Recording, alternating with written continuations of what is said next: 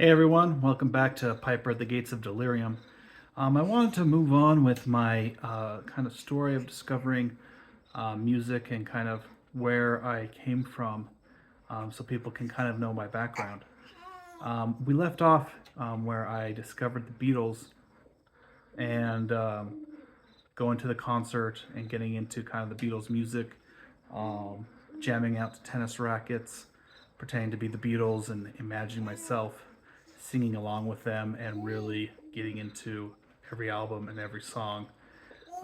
As I, you know, at first I was into the poppy songs, songs like She Loves You, I Want to Hold Your Hand, Hard Day's Night. But then, as we all know, you eventually move on to some of their more psychedelic stuff. Things like I Am the Walrus, The End, Abbey Road, White Album, um, Revolution, back in the USSR, Strawberry Fields Forever. And as I kind of progressed into their more advanced and more psychedelic slash um, in the creative works, I discovered other bands as well. And I think the next big band that I discovered was that of Pink Floyd. And at that time, I knew who Pink Floyd was.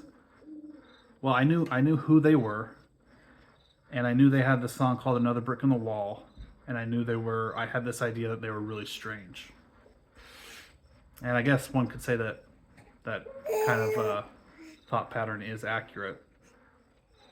Um, but I knew my dad was a big fan of them. I knew they were pretty famous in England, and that they were known as one of the best rock bands. So I um, believe I got a best of Pink Floyd double album for like my 15th birthday, something like that. And this is when I started really getting into um, what I would call borderline progressive rock um, slash, you know, albums that have a theme behind them. The Wall is like a rock opera. Um, the Dark Side of the Moon. Um, Once I got that Best of Pink Floyd album, I was like, I think this is the next group I'm going to get into. Um, Songs that really stood out to me initially were the songs Time from Dark Side of the Moon. I still think to this day that that album or that song, the solo on that song, is one of the greatest solos of all time. Um, and the introduction is way cool, way unique, and the way it builds into the singing part, doom, doom, doom, doom, doom, ticking away the moments that make up a dull day, and the guitar. It's a great song, and I still think it's one of their best. Um, and I remember I used the lyrics to that song for an English project. Kind of the idea behind it is that we get up every day, we kind of go through the motions, and before you know it, our life's over, and we're like, what the heck did I just do? And I think that's applicable to everyone. Um, so yeah, I remember listening to Dark Side of the Moon, and that really is a great album. I've listened to that album a lot, so much that I honestly don't listen to that much anymore. I feel like I've listened to it so much. My least favorite song on that album is probably Money, which is the most famous, ironically. I mean, I like the song, but Us and Them, Any Color You Like, Eclipse, Great Gig in the Sky, Breathe, On the Run. Such a good album. Now, I remember the moment I first heard Shine On You Crazy Diamond, which is from the album Wish You Were Here. That song has multiple parts, but it has two different parts on the album itself. It's the first song and the last song. So it starts with Shine You Crazy Diamond, has three other songs, and then ends with Shine You Crazy Diamond. And I think it's probably the first like really, really quote quote long song I ever really got into.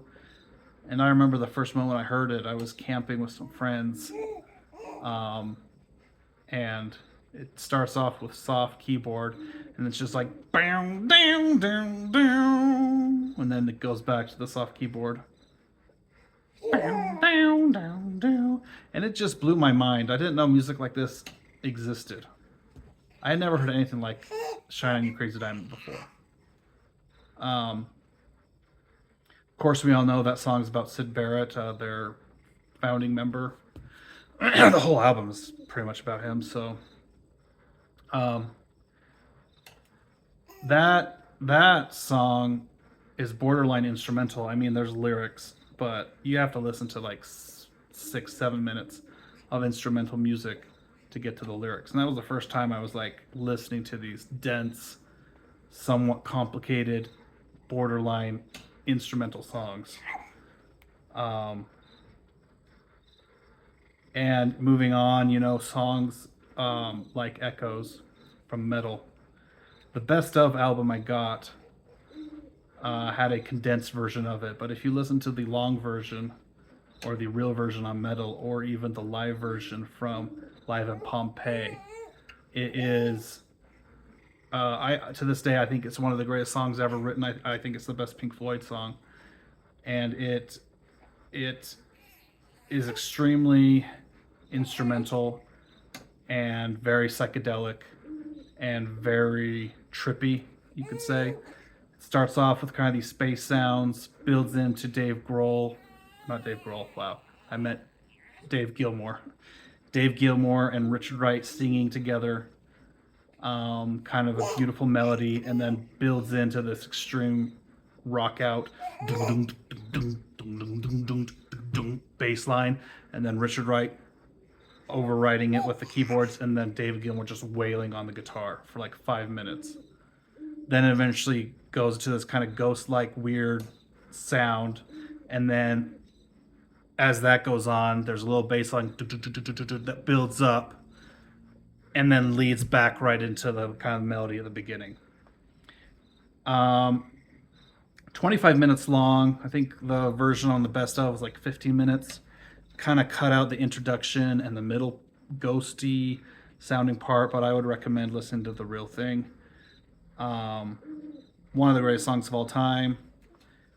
Arguably the best Pink Floyd song in my mind. I know Richard Wright thought it was their best song. I don't think Roger Waters or David Gilmour would say that, but definitely recommend listening to that song. Echoes. So as I was getting into this, I was still, listening to the Beatles. I was discovering these other bands. I remember I got the Best of Led Zeppelin. And I love Led Zeppelin. I listened to Stairway to Heaven over and over again. I think, I love Led Zeppelin. I think they're a little overrated, but we could talk about that later. And I know a lot of people can get upset with me for that. I think they're great. I know all their albums. I know all their music. But No Quarter by Led Zeppelin was a great one that I loved. The song remains the same. When the Levee Breaks. I mean, Led Zeppelin's great. And I listened to Stairway to Heaven. I remember there was a trip we went on, and I just listened to that song over and over again. Well, it's a great, great song. Great guitar solo. Vocals are amazing. So I was getting to bands like Led Zeppelin. I got the best of, I remember I started listening to The Who. Really enjoying them. Started listening to The Doors. Kind of like the late 60s, early 70s groups. But really, the big band at this point was Pink Floyd. And I remember I listened to Styx as well. I got into Styx for a little bit. Come Sail Away. They have some fun songs. The Doors. I started listening to like Jimi Hendrix. Purple Haze, Jimi Hendrix Experience. They had some psychedelic stuff. I started listening to Cream with Eric Clapton. White Room. Sunshine of Your Love.